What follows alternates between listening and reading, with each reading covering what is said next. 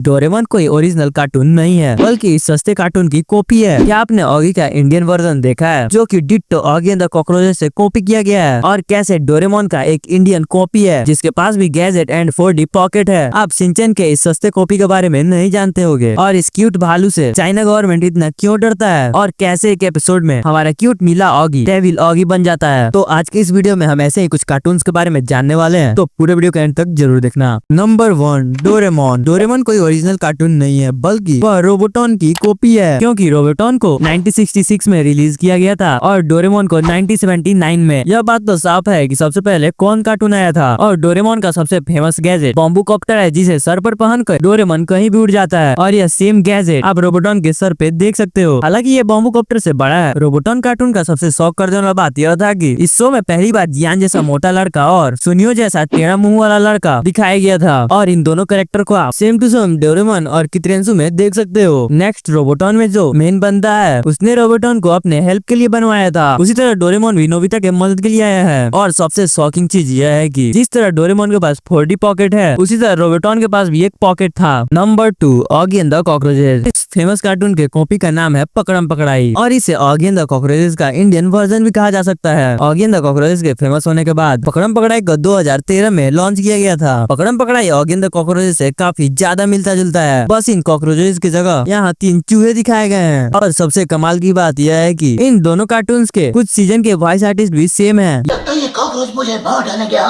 TV ही देख लेता हूँ। मुझे डराने वाला खुद मर जाता है। कौन है? आगे तू आगे बढ़। मुन्ना! ओए! ओए!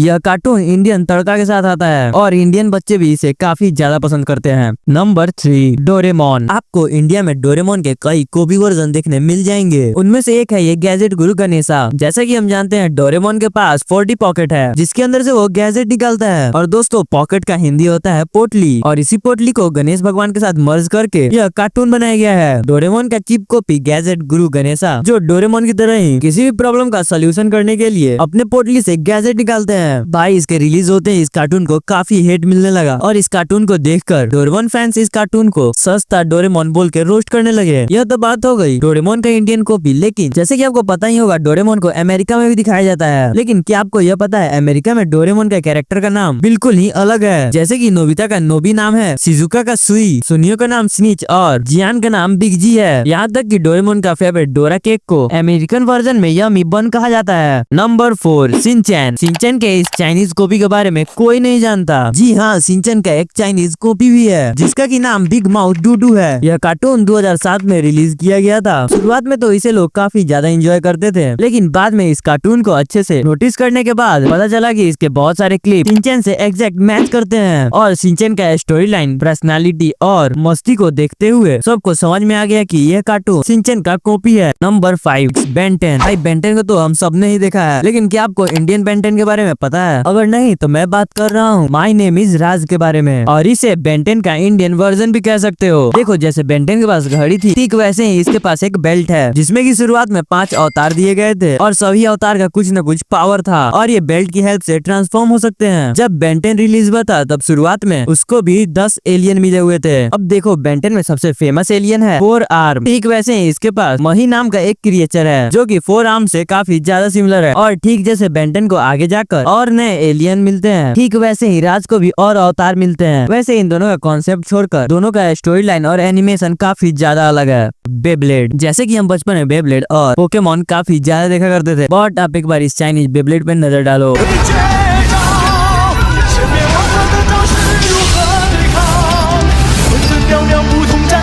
दोस्तों, इस कॉपी कार्टून का नाम है इन्फिनिटी नेडो, जिसमें कि बेब्लेड की तरह ही घूमने वाला नेडो होता है, जिसको की पावर मिलता है उसके स्पेशल एलिमेंट एंड स्पिरिट की वजह से। और तो और इसमें पोकेमॉन की तरह टीम रॉकेट भी है। और दोस्तों, मुझे शौक तो तब लगा जब मुझे पता लगा कि इसके 5 सीजन आ चुके हैं। मतलब भाई, इतने सीजन तो ओरिजिनल बेब्लेड के भी नहीं है। यही नहीं, ओरिजिनल बेब्लेड के एपिसोड 2001 से 2003 तक ही बनाए गए थे। वहीं दूसरी तरफ 2012 में आया हुआ ये कार्टून अभी तक चल रहा है। इसका मेन रीजन है इसका ग्राफिक और इसके खतरनाक टॉयज। भाई, इसके टॉयज में तो रियल लाइफ सुपर पावर है, जैसे कि climbing, hanging, jumping and rope walking. इन्होंने कॉपी करने के बाद भी कार्टून में काफी वेरिएशन लाया और ओरिजिनल बेब्लेड के गलतियों से काफी सीखा, इसलिए ओरिजिनल से भी काफी ज्यादा फेमस है। Number 7 Tom and Jerry. आज तक आपने टॉम एंड जेरी के कई सारे कॉपी देखे होंगे, बट आज मैं दिखाता हूँ टॉम एंड जेरी का फर्स्ट एवर कॉपी, हरमैन एंड कैटनी। भाई जब 1940 में टॉम एंड जेरी रिलीज हुआ था, उसके 4 साल बाद ही इस कार्टून को लॉन्च कर दिया गया, जो लगभग 16 साल तक चला, जिसमें 33 एपिसोड थे। इसमें भी टॉम एंड जेरी की तरह ही कैट एंड माउस में फाइट दिखाया जाता था, बट बहुत ज्यादा वायलेंट वे में। ये कार्टून तो था टॉम एंड जेरी का कॉपी, बट इसमें इतने ज्यादा ब्रूटल सीन थे जो बच्चों के लिए फिट नहीं थे, इसलिए इसके ज्यादातर ऑडियंस बड़े लोग थे। ये टॉम एंड जेरी तो था बट बड़े लोगों के लिए। और इसमें भी जो चूहा होता है वो काफी चालाक होता है और हर बार कैट की बैंड बजा देता है, यानी यहाँ भी टॉम ही पिट जाता है। नंबर 8 ऑगी बना इविल ऑगी। इस एपिसोड में हमारा प्यारा ऑगी एक मिस्टीरियस ब्लैक पेंट की वजह से इविल ब्लैक ऑगी में बदल जाता है, जिसके बाद कॉकरोचेस का क्या क्या हाल होता है तुम तो गेस भी नहीं कर पाओगे। इस एपिसोड का नाम wrong side of the bed है, जिसमें कि जब ऑगी सो के उठता है तो वह दिन होता है फ्राइडे 13 और विदेश में 13 को बहुत अनलकी माना जाता है, इसीलिए हमारा बिल्ला काफी ज्यादा डर जाता है। कॉकरोच ये बात जानने के बाद उसे काफी ज्यादा डराने लगते हैं और बेचारा ऑगी दिन भर इन लोगों से काफी ज्यादा परेशान रहता है। और लास्टली जब ऑगी ब्लैक पेंट से पेंट हो जाता है, फिर इन कॉकरोच को याद आता है उनका भविष्यवाणी। इसके अकॉर्डिंग जिस दिन ब्लैक कैट आएगा इनका कब्र खुद जाएगा। उसके बाद कॉकरोच जान बचा के भागने लगे, फिर ऑगी ने दिया एक डेविल स्माइल और कॉकरोच का बैंड बजा डाला। वैसे ऑगी का एक और डार्क वर्जन मिला था ग्रीन पीस एपिसोड में, जहाँ जब ऑगी क्रिसमस के पेड़ों की कटाई के लिए निकला तो उसे मिला एक शांत ऑगी जो प्रकृति को बचाने की बात करता है, और वहीं दूसरी तरफ शैतान ऑगी जो उसे पेड़ काटने की सलाह देता है। यह सुनकर ऑगी का दिमाग इतना सटका कि वह सारी पेड़ों की सफाई कर देता है। लास्ट में बचता है एक अकेला पेड़ जिसको सेंटा बचा लेता है। Number 9 toy story. भाई इस फेवरेट मूवी को कैसे भूल सकते हैं, ये लगभग हर कंट्री में पॉपुलर है और इतना पॉपुलर है तो कॉपी भी जरूर होगी। तो अब आप जरा इस कार्टून को देखो, इसमें टॉयज की जगह कैरी ऑन्स है। टॉय स्टोरी में जैसे एंडी के जाते ही टॉय जिंदा हो जाते हैं, ठीक वैसे ही इस कार्टून में बच्चे के सोते ही कैरी ऑन्स जिंदा हो जाते हैं। और क्रिएटर ने पहले इस कार्टून का नाम द कैरी ऑन स्टोरी रखा था, फिर बाद में जब लोग इसे कॉपी कैट बोलने लगे तब इसका नाम चेंज करके the hero of colour house कर दिया गया। भाई इस कैरी ऑन की पर्सनालिटी टॉय के पर्सनालिटी से बहुत ज्यादा मैच खाती है, यहाँ तक कि इसमें भी काउबॉय कैरी ऑन है, सेम हमारे वुडी की तरह। और आपको बज लाइटईयर के बारे में तो पता ही होगा, ठीक वैसे ही एक सेम ब्लू कैरी ऑन है जो पुलिस होता है, और जैसे बज लाइटईयर उड़ सकता है ठीक वैसे ये ब्लू कैरी ऑन भी उड़ सकता है। और इसमें एंडी और उसके मॉम की तरह एक बच्चा और उसके मॉम की स्टोरी दिखाई गई है, यानी कि डिटो सेम टू सेम। तो चलिए बढ़ते अपने लास्ट फैक्ट की तरफ। उससे पहले चैनल को सब्सक्राइब कर लीजिए, वीडियो को लाइक कर लीजिए, और वीडियो थोड़ी सी भी पसंद आए तब अपने दोस्तों के साथ भी जरूर शेयर करिए। नंबर 10 अगर मैं आपसे पूछूं डोरेमन में वो कौन सा ऐसा कैरेक्टर है जिसकी आवाज सबसे भयानक है, तो आप में से सारे ही लगभग जियान का नाम लेंगे। पर क्या आपको पता है एक्चुअली में हमारा हिंदी वाला जियान बहुत सुरीला गाता है। ये आप भी कहोगे जब आप हिंदी वाले जियान का ओरिजिनल जापानीज वर्जन सुनोगे। पहले हिंदी वाले को सुन लो।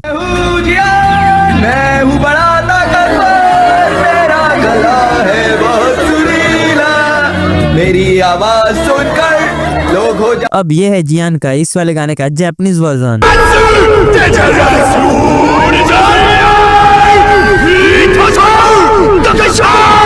अब तो आपको मानना ही पड़ेगा कि इंडिया का जियान सबसे सुरीला गाता है। तो इन सभी में से आपको सबसे अच्छा कौन सा लगा मुझे कमेंट में जरूर बताइएगा। और आज का ये वीडियो यहीं पे एंड होता है। पूरा वीडियो देखने के लिए आपका धन्यवाद।